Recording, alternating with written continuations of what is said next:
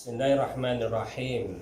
Assalamualaikum warahmatullahi wabarakatuh.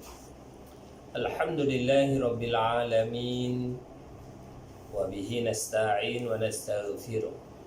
Wa na'udzu billahi min sururi anfusina wa min sayyiati a'malina. Man yahdihillahu fala mudilla lahu wa man yudlil fala hadiya lahu. Asyhadu an la ilaha illallah wahdahu la syarika lah wa asyhadu anna Muhammadan abduhu wa rasuluh. Allahumma salli ala sayyidina Muhammadin tibbil qulub wa dawaiha wa afiyatil abdan wa shifaiha wa nuril absar wa dhiyaiha wa ala alihi wa sahbihi ومن تبعهم بإحسان إلى يوم الدين بعدد علم الله وزنة عرش الله ومداد كلمات الله بحق عظمة ذاتك يا أرحم الراحمين. أما بعد.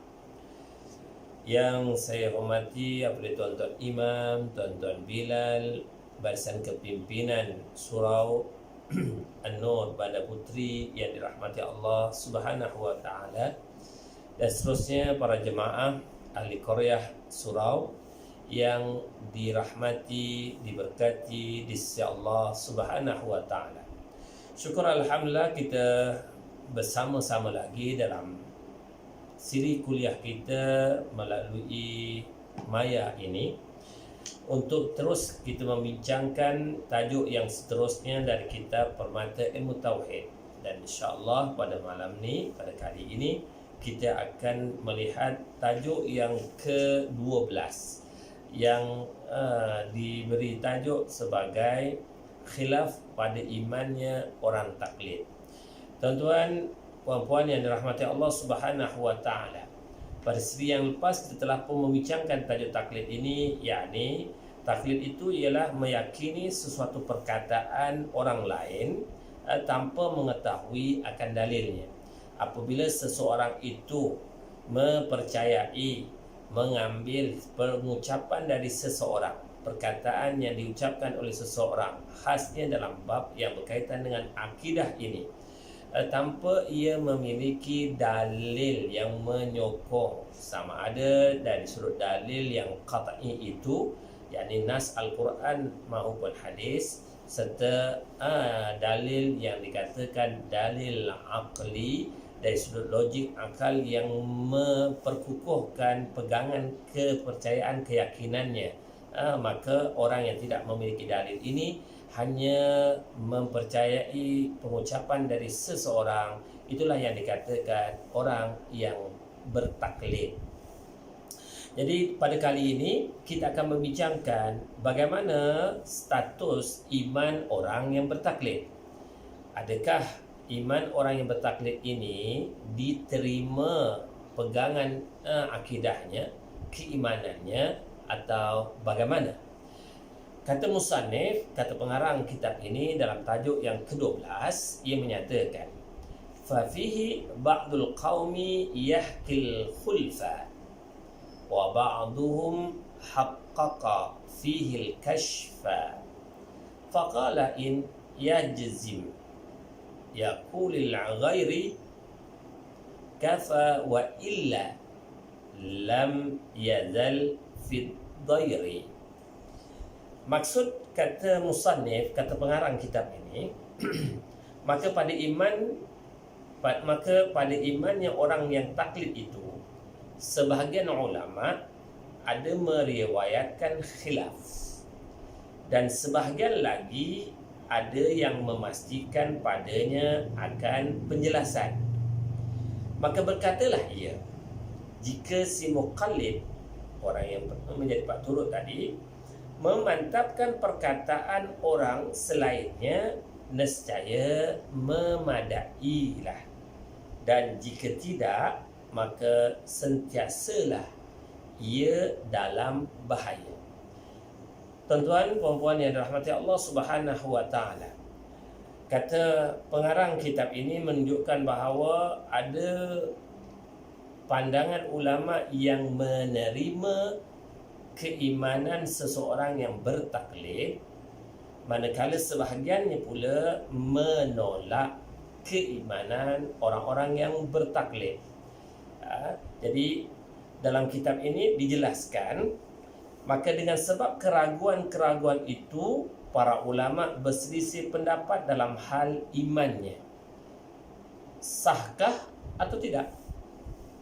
Di dalam catatan kitab ini ada 6 pendapat di kalangan para ulama yang membahaskan hal yang berkaitan dengan usuluddin atau hal yang berkaitan dengan tauhid ini. Bagaimana status orang-orang yang bertaklid? Adakah diterima keimanannya atau ditolak keimanannya? Kita lihat perbezaan di kalangan pendapat ini. Dan kesimpulan dari khilaf itu ada 6 perkataan. Ya, ada 6 pendapat dari hal ini. Ya. Yang pertama, tidak cukup dalam arti kata tidak sah taklid sehingga jadilah orang taklid itu kafir. Ini pandangan yang keras, yang menunjukkan bahawa orang yang bertaklid atau orang yang pak turut dalam bab akidah ini, mengikut pendapat yang pertama ini, menunjukkan tak sah iman mereka. Bahkan mereka meletakkan orang yang bertaklid ini dengan status kafir, status keluar daripada akidah Islam. Ini pendapat yang pertama. Dan insyaAllah kita akan jelaskan pendapat Ahli Sunnah wal Jamaah, pendapat yang bagaimana. Ya. Ini pendapat yang pertama, bahasa mudah kita, tak diterima keimanannya, tak sah keimanannya, tertolak keimanannya. Bahkan mereka meletakkan golongan ini sebagai golongan yang terkeluar dari akidah Islam. Kita lihat pendapat yang kedua. Pandangan yang kedua pula menyatakan mencukupi taklid itu beserta derhaka secara mutlak. Maksud kepada pernyataan ini, mencukupi taklid itu beserta derhaka maksudnya berdosa. Ya, orang yang bertaklid ini masih dalam kategori orang yang berdosa, sama ada dia mampu berfikir ataupun tidak. Ini pendapat yang kedua. Pendapat yang kedua ini kita ringkaskan, diterima keimanan orang yang bertaklid, orang yang menjadi pak turut dalam bab akidah ini, namun ia dalam status terus menerus dalam kategori berdosa. Sama ada orang itu ada keupayaan untuk menggunakan akalnya, berfikir untuk mendapatkan sesuatu dalil, ataupun orang tersebut tidak memiliki keupayaan kewarasan akalnya untuk memikirkan ataupun mendapatkan sesuatu dalil, maka orang yang menjadi pak turut atau bertaklid ini, mengikut pendapat yang kedua, mereka terus menerus dalam keadaan menanggung dosa. Pendapat yang ketiga menyatakan mencukupi taklid itu beserta derhaka jika dia mampu untuk berfikir, dan jika tidak mampu maka tidaklah derhaka. Pendapat yang ketiga, diterima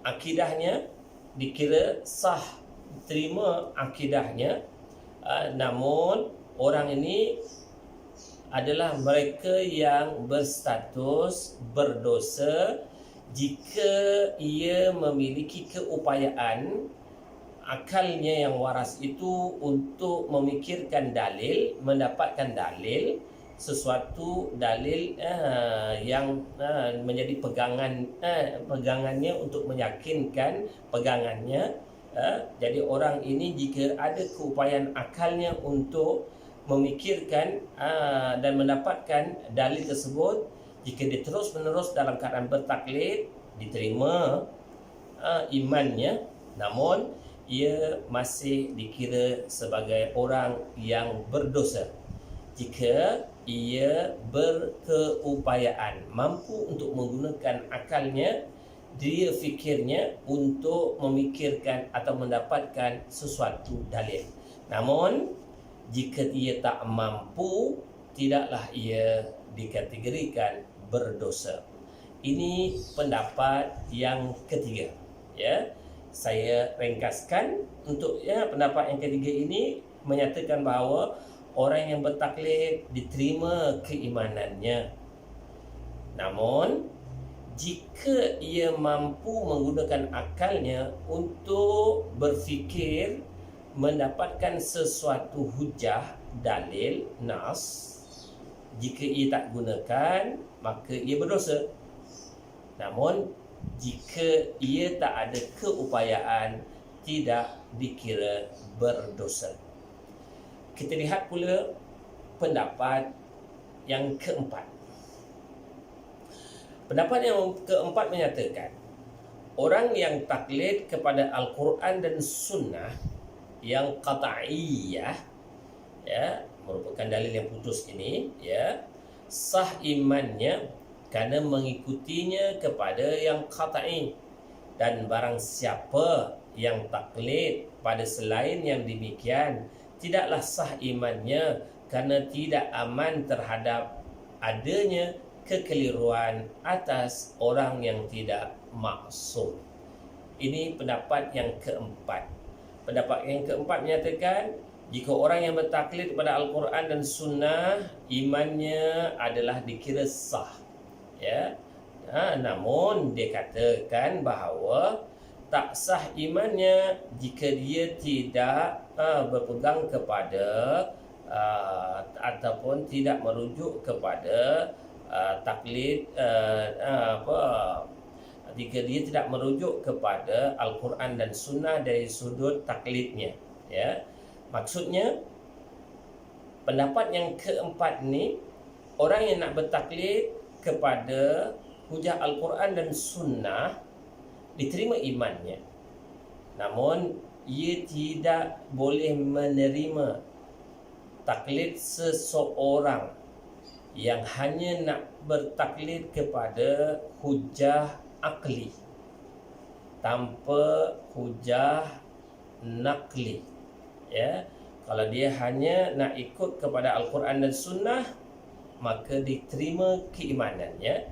Kalau dia nak menuruti kepada hujah akal semata-mata, maka orang yang seumpama ini tak dikira sah imannya di sisi pendapat yang keempat.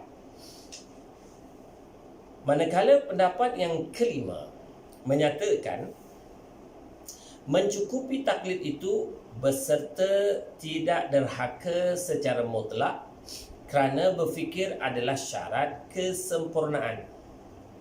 Maka barang siapa yang mampu berfikir lantas tidak dia berfikir, maka dia telah pun meninggalkan yang aula, yakni yang lebih utama.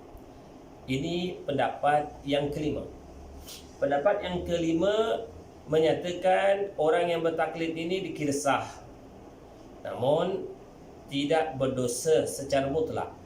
Sebabnya menggunakan akal untuk mendapatkan sesuatu hujah tadi dikira hanya sekadar syarat kesempurnaan, bukannya merupakan perkara yang menjadi syarat utama.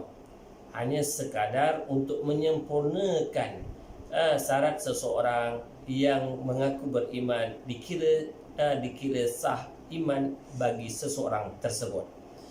Ya tuan yang dirahmati Allah Subhanahu wa taala, golongan yang kelima, pendapat yang kelima ini nak menyatakan bahawa orang yang bertaklid tadi dikira diterima keimanannya, namun dia tidak menanggung dosa kalau dia tidak menggunakan akal yang ada untuk mendapatkan sesuatu hujah ataupun dalil. Kerana bagi pendapat yang kelima ini, akal itu hanya sekadar syarat kesempurnaan, bukan merupakan syarat utama untuk seseorang itu dikira beriman atau sebaliknya. Dan kita lihat pendapat yang keenam. Pendapat yang keenam pula menyatakan bahawa iman bagi orang yang taklid adalah sah dan haram berfikir atas dalil-dalil akidah. Ini pendapat yang keenam. Pendapat yang keenam menyatakan iman orang yang taklid sah imannya, dan ditambah pula haram berfikir atas dalil-dalil akidah. Jadi pendapat ini dilontarkan oleh orang-orang yang benci kepada ilmu kalam.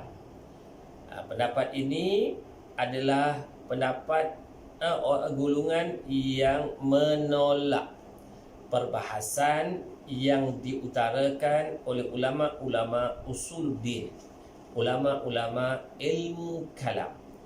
Mereka tak boleh menerima perbahasan dalam bab akidah ini dengan menggunakan akal fikiran untuk membuktikan sesuatu perkara yang berkaitan dengan kebenaran ajaran Islam ini, seperti ketuhanan Allah Subhanahu wa taala, kerasulan baginda sallallahu alaihi wasallam dan rasul-rasul utusan Allah. Begitulah dalam hal-hal perkara-perkara yang berkaitan dengan perkara sam'iyat.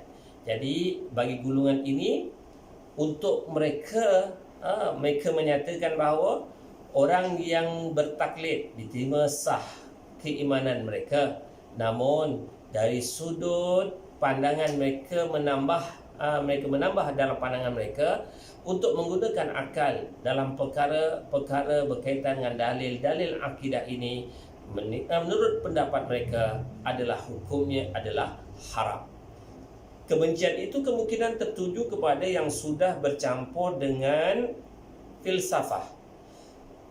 Orang-orang yang seperti ini adalah orang-orang yang telah pun dipengaruhi pemikirannya oleh golongan ahli falsafah yang hanya menggunakan logik-logik akal semata-mata dan menolak hujah-hujah yang berkaitan dengan hujah qat'i, yakni Al-Quran dan hadis. Saya ulang balik, kebencian itu kemungkinan tertuju kepada yang sudah bercampur dengan filsafah. Mungkin orang yang dah bercampur dengan orang yang dipengaruhi oleh pemikiran ahli-ahli falsafah. Kerana kalau tidak begitu, maka tidaklah layak membencinya. Jadi bagi orang-orang ahli falsafah, mereka kebanyakannya berhujah banyak menggunakan semata-mata logik akal tanpa merujuk kepada dalil-dalil qat'i, nas yang qat'i.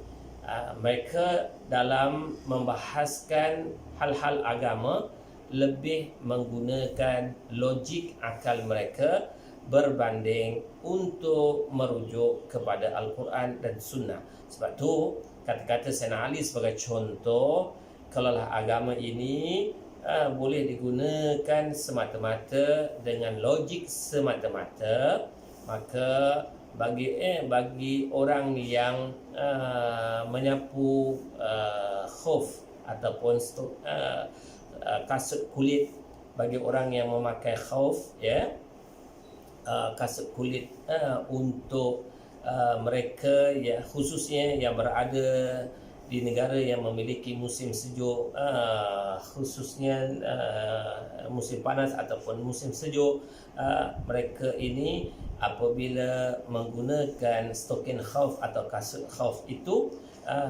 apabila mereka berwudu, ketika membasuh di bahagian ruang kaki cukup hanya disapukan di bahagian atas stokin khauf tersebut tanpa meratakan air di tapak stokin atau kasut berkenaan. Jadi kalau secara logiknya kata Sayyidina Ali, agama ini difikirkan secara logik, maknanya sepatutnya yang berdebu itu di bawah tapak stokin khauf, bukan di bahagian atas stokin khauf. Namun ketika mana seseorang itu berwudu, yang disapukan air, diratakan air hanya di bahagian atas tanpa diratakan air di bawah tapak kaki ataupun di bawah stokin berkenaan. Jadi di sinilah nak menunjukkan dalam hal agama ini jangan semata-mata menggunakan logik sahaja. Hendaklah terlebih dahulu kita merujuk kepada nas. Kemudian apabila di dalam nas qata'i itu tidak ada perbahasan secara khusus, barulah boleh menggunakan akal yang waras untuk memikirkan sesuatu selagi mana ia tidak bercanggah dengan nas, maka pendapat dan pandangan logik itu boleh diguna pakai. Seterusnya tuan-tuan, kata pengarang ini lagi, dan kepadanya lah dibawa ucapan Imam Syafi'i. Kata-kata Imam Syafi'i, bi ayyalqal abdu rabbahu bi kulli zambin ma'ada syirki ahsanu min ayyalqahu bi ilmil kalam. Sungguh bahawa seseorang hamba yang menemui Tuhannya dengan segala macam dosa selain syirik adalah lebih baik daripada dia menemuinya dengan ilmu kalam. Ya tuan-tuan, nanti Allah Subhanahu wa taala pandangan daripada Imam Syafi'i nak menunjukkan untuk menjelaskan kepada kita bahawa orang yang bertaklid dalam mencari kebenaran Islam, meyakini kewujudan Allah itu hanya dengan bertaklid, maka orang-orang ini ketika ia melakukan dalam kehidupan sehariannya ada melakukan dosa selain daripada dosa menyekutukan Allah Subhanahu wa taala, adalah sesuatu yang untuk pandangan Imam Syafi'i lebih baik untuk dia daripada ia menemui Allah Subhanahu wa taala dengan hanya semata-mata menggunakan logik akal semata-mata. Tuan, nanti Allah Subhanahu wa taala, jadi dalam perbahasan para ulama dalam menyatakan tentang menggunakan ilmu logik ini, adakah di dalam persoalan bab agama boleh dijadikan sandaran ataupun rujukan ataupun bagaimana? Yang inilah juga dibahaskan dengan panjang lebar oleh beberapa tokoh-tokoh ulama. Sebab itulah dalam perbahasan ilmu yang berkaitan logik ini yang dikenali sebagai ilmu mantik, kalau mengikut pendapat Imam Al-Ghazali, keharusan untuk orang Islam menggunakan ilmu mantik itu, menggunakan ilmu logik akal itu bagi memperkukuhkan pegangan agamanya, maka ia adalah sesuatu keharusan untuk ia mempelajari, mendalami ilmu logik berkenaan. Jika ia menggunakan ilmu itu untuk melakukan sesuatu perkara yang mengelirukan hal yang berkaitan dengan akidah, ini adalah sesuatu yang dilarang. Begitulah seperti mana yang dikatakan oleh Imam Syafi'i tadi.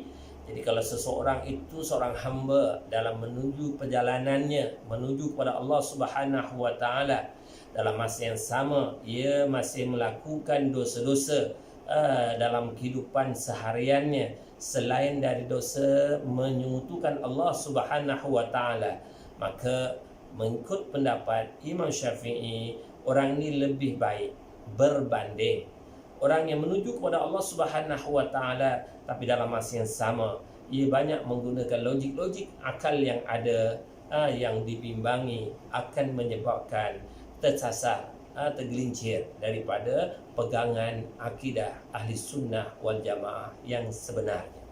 Ya tuan-tuan yang rahmati Allah Subhanahu wa taala, dalam 6 pendapat yang diutarakan dalam kitab ini oleh pengarang tadi, kita dapati untuk kita simpulkan bahawa di antara 6 pendapat tersebut, manakah pendapat yang dekat kepada pandangan akidah di kalangan ulama-ulama yang berpegang kepada akidah ahli sunnah wal jamaah.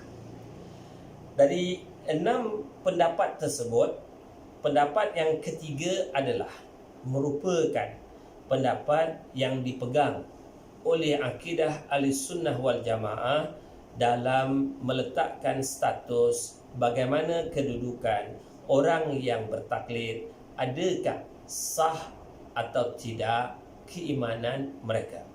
Jadi kalau kita bacakan semula, pendapat yang ketiga itu mencukupi taklid itu berserta derhaka jika dia mampu untuk berfikir, dan jika tidak mampu maka tidaklah derhaka. Ya, ini pendapat yang ketiga nak menunjukkan bahawa, kita simpulkan untuk pertemuan kita kali ini, bahawa taklid, keimanan orang yang bertaklid mengikut pendapat ahli sunnah wal jamaah dikira sah keimanannya. Ya, jika dia mampu menggunakan akalnya dan dia tak gunakan keupayaan akal itu untuk mendapatkan dalil, maka dia dikira berdosa. Manakala orang yang bertaklid ini, jika ditakdirkan tidak memiliki keupayaan untuk menggunakan akalnya bagi mendapatkan sesuatu dalil, maka orang yang seumpama ini tidak dikira berdosa. Oleh itu, pendapat ahli sunnah wal jamaah, orang yang bertaklid dikira sah keimanannya. Namun untuk perhatian kita bersama, mudah-mudahan melalui pembacaan dan perbincangan kitab Tauhid ini, kita mudah-mudahan tergolong di kalangan orang-orang yang memiliki keyakinan berdasarkan kepada hujah, berdasarkan kepada dalil. Bukannya kita berpegang kepada ajaran Islam ini semata-mata sekadar menjadi pak turut atau bertaklid kepada pendapat yang disampaikan oleh seseorang yang kita dengar, maka kita pegang tanpa kita memiliki dalil atau hujah yang boleh dijadikan rujukan kepada kita bersama. Tuan-tuan yang dirahmati Allah Subhanahu wa taala, saya fikir untuk pertemuan kali ini sekadar itu dulu untuk pertemuan kali ini, kerana insya-Allah pada siri akan datang kita akan membincangkan lagi perkara yang berkaitan dengan soal taklid ini dan melihat bagaimana pendapat-pendapat yang diutarakan oleh beberapa tokoh-tokoh seperti Imam Qadi Abu Tayyib, bagaimana pandangannya, dan begitulah pandangan yang lain. Jadi mudah-mudahan pertemuan kali ini pertemuan yang dirahmati, diberkati oleh Allah Subhanahu wa taala, dan mudah-mudahan kita berdoa kepada Allah Subhanahu wa taala kita dihindarkan, kita dijauhkan daripada menjadi orang-orang yang hanya sekadar membuta tuli dalam berpegang kepada akidah Islam ini. Sebaliknya, kita menjadi orang-orang yang berpegang kepada akidah Ahlussunnah wal Jamaah ini berdasarkan kepada ilmu, berdasarkan kepada dalil. Mudah-mudahan Allah permudahkan dalam kita mempelajari, mendalami kitab permata ilmu tauhid ini. Yang baik datang dari Allah Subhanahu wa taala, segala kelemahan kekurangan datang dari saya. Saya mohonkan keampunan kepada Allah, kemaafan tuan-tuan. Sekiranya terkasar bahasa, terlanjur kata, Allahu a'lam ma a'lam, wallahu khairum mimma la a'lam. Allahumma ja'alna minal ladzina yastami'una al-qawla fayattabi'una ahsana.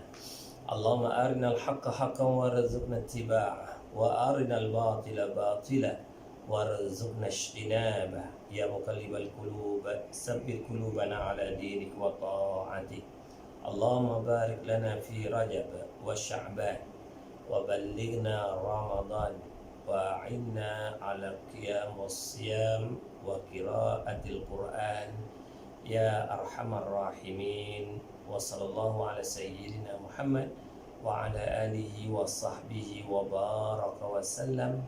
Walhamdulillahi rabbil alamin. Subhanakallahumma wa bihamdik asyhadu an la ilaha illa anta astaghfiruka wa atubu ilaik. Wabillahi taufiq hidayah. Assalamualaikum warahmatullahi wabarakatuh.